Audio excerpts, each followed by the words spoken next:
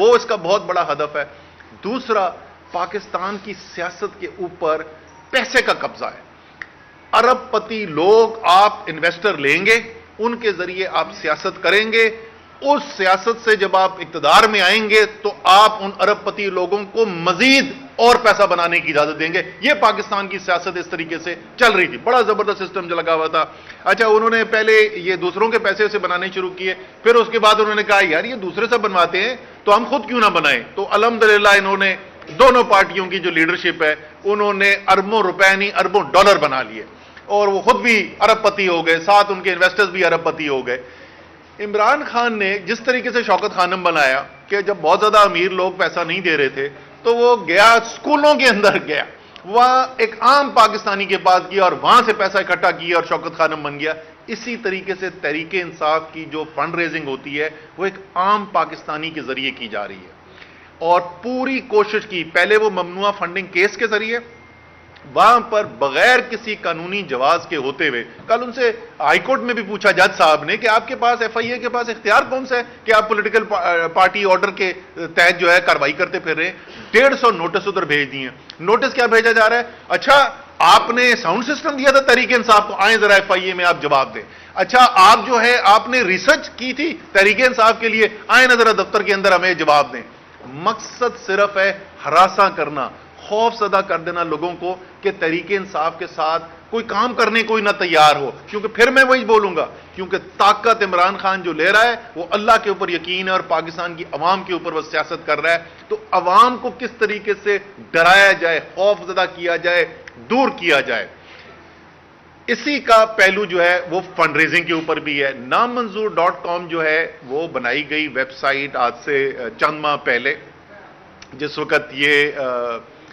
No confidence motion آئی، عدم اعتماد کی تحریک آئی، اور اس کے بعد پاکستانیوں نے اس کے خلاف کھڑے ہوئے اور ایک پوری تحریک چلنی شروع ہوئی، تو اسی کا وہ ایک نعرہ بن گیا، نامنظور، غلامی نامنظور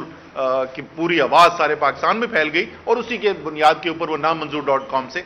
وہاں پہ عام پاکستانی جو دنیا میں پھیلے ہوئے، پاکستان کے اندر سے لوگ اس میں پیسہ نہیں ڈال سکتے، باہر کے لوگ جو سارے پاکستانی جو دنیا میں پھیلے ہوئے وہ وہاں پہ پیسہ جمع کراتے ہیں، وہ الیکشن کمیشن کے اندر پوری اس کی رپورٹنگ ہوگی، اس کی آڈٹ ہو رہی ہے سارے پیسے کی،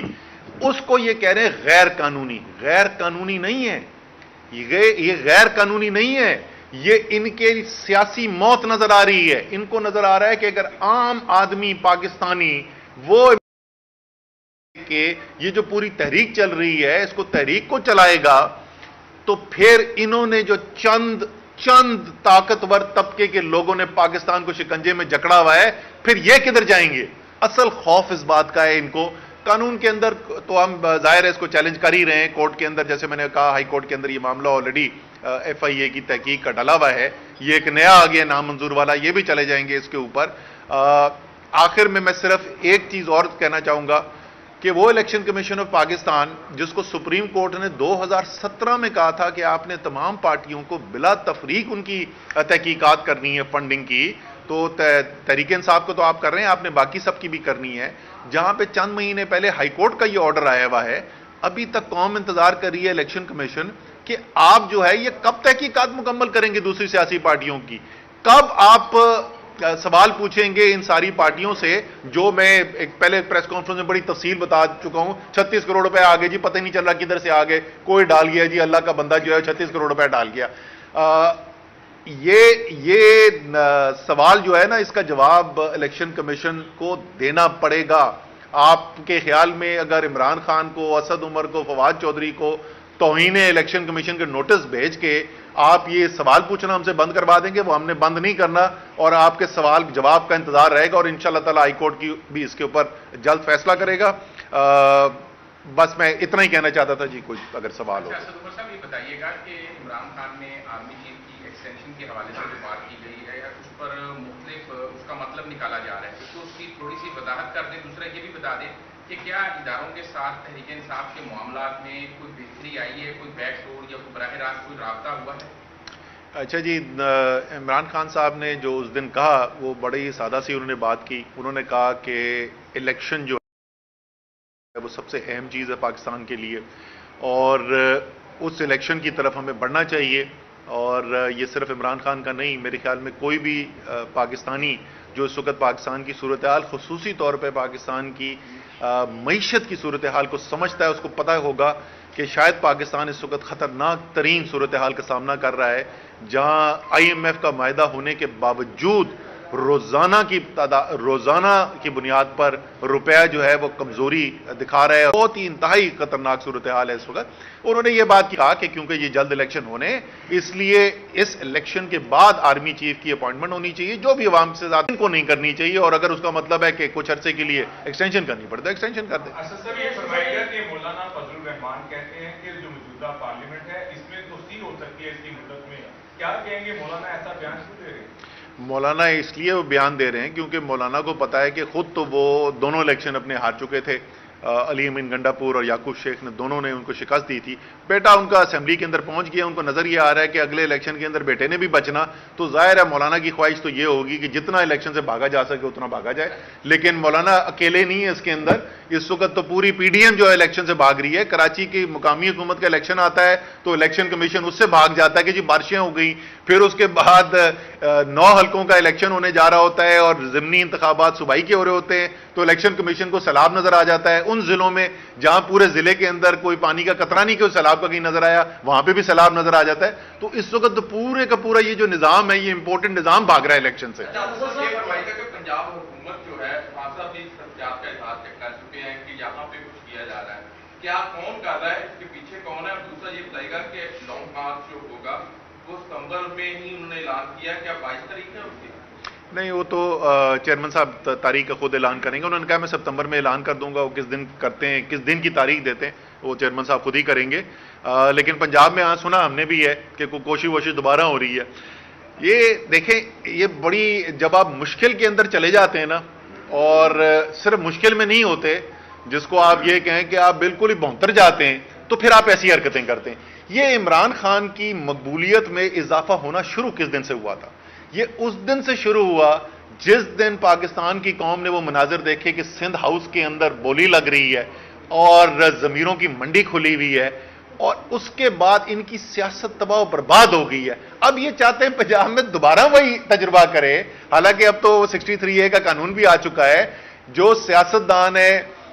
اس میں سے زیادہ تر ایسے ہیں جو عمران خان کے ساتھ نظریاتی طور پہ کھڑے ہوئے ہیں، جو کو 2-4 نہیں بھی ہیں، ان کو نظر آ رہا ہے کہ سیاسی موت ہے اس وقت عمران خان کے خلاف جانا، ہونا کچھ نہیں ہے، لیکن خواہش ضرور ہے ان کی۔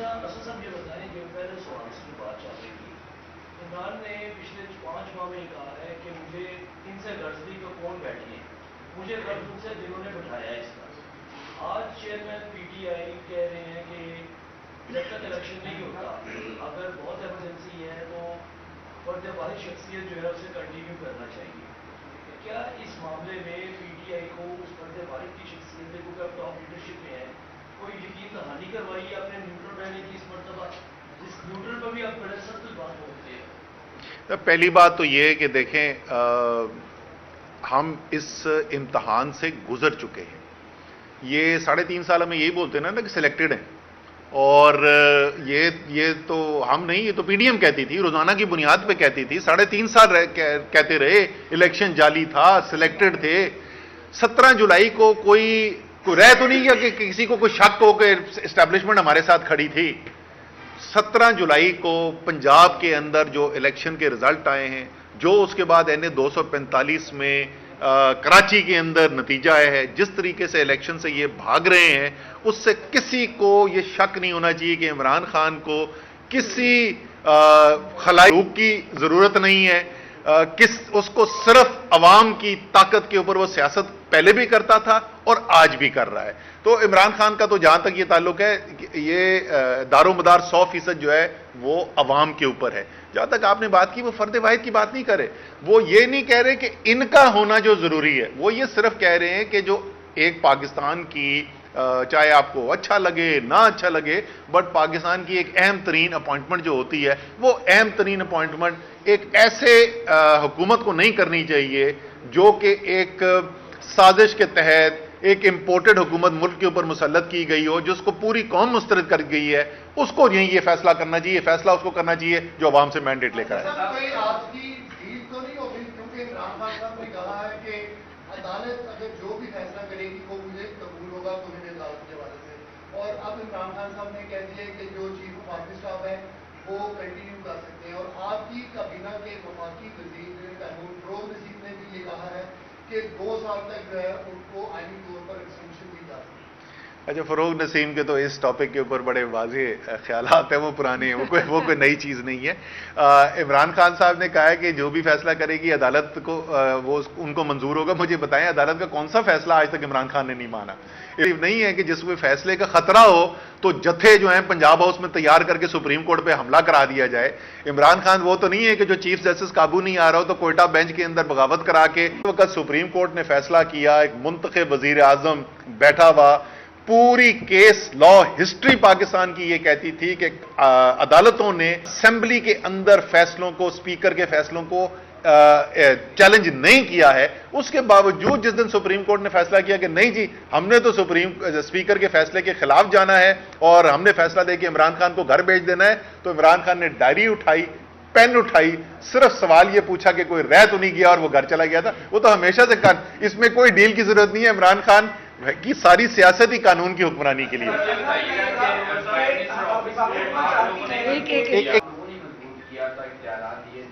कि जो अहम फैसली है उनका स्वामी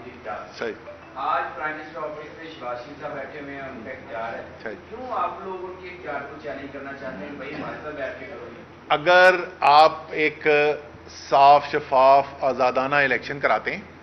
और उस इलेक्शन के अंदर पाकिस्तान के अवाम जो हैं वो शहबाज शरीफ को वज़ीर आज़म मुंतखब करते हैं, मैं आपको गारंटी दे सकता हूं कि ना तहरीक इंसाफ को कोई एतराज़ होगा, ना इमरान खान को कोई एतराज़ होगा कि वो जो मर्जी फैसले कर दे। लेकिन एक शख्स वज़ीर आज़म की कुर्सी पे वो बैठा हुआ हो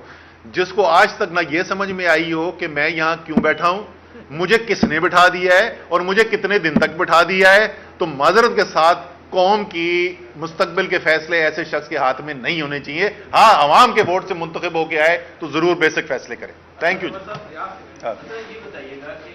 सैलाब है, इकोनॉमी तबाह हाल है और प्राइम मिनिस्टर शहबाज शरीफ साहब तो कह चुके हैं कि मिसाली मईशत के लिए आगे हैं, इसी सतह पर फ्रंट डोर, बैक डोर, कोई रास्ते या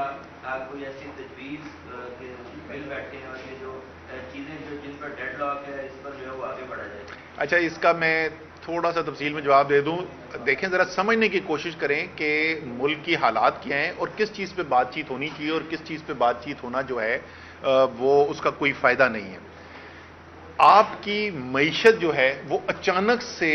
माशी वजूहात की वजह से इतनी सख्त परेशानी और मुश्किल के अंदर नहीं आ गई। आपने अदम एतमाद की तहरीक लेकर आए, सियासी गैर इस्तेहकाम पैदा हुआ और उस सियासी इंतशार की वजह से आपकी मईशत जो है इस वक्त तितर बितर हो गई है और इस वक्त घुटनों के बल आपको नजर आ रही है। मैं 4 महीने से ये कह रहा हूं, ये मिफ्ता इस्माइल का मसला नहीं है। अगर भाई मेरे समझने की कोशिश करो, जो सियासी इस वक्त अदम इस्तेहकाम है, पूरी कौम एक तरफ खड़ी हुई है, हुकूमत जो है वो चिमटी हुई है कुर्सी से दूसरी तरफ खड़ी हुई है। कोई दुनिया का एक्सपर्ट लेके आ जाओ, कोई नोबेल प्राइज विनर लेके आ जाओ, वो मईशत ठीक नहीं कर सकता मेरे भाई। बंद कमरे के अंदर बैठ के मीटिंगें करने से ये मईशत ठीक नहीं होने वाली। तो मईशत भी अगर आप ठीक करना चाहते हैं, अगर आपको मईशत की फिक्र है, तो आपको जो बुनियाद है इसकी यानी सियासी अदम इस्तेहकाम, उसको खत्म करना होगा। उसके लिए इलेक्शन के अलावा और हल कोई नहीं है। उस बात के लिए बिल्कुल हम बात करने को तैयार हैं। मैं हजारों दफा कह चुका हूं, उस दिन खान साहब ने भी अपने इंटरव्यू के अंदर कह दिया कि इलेक्शन अगर करवाना चाहते हैं आए।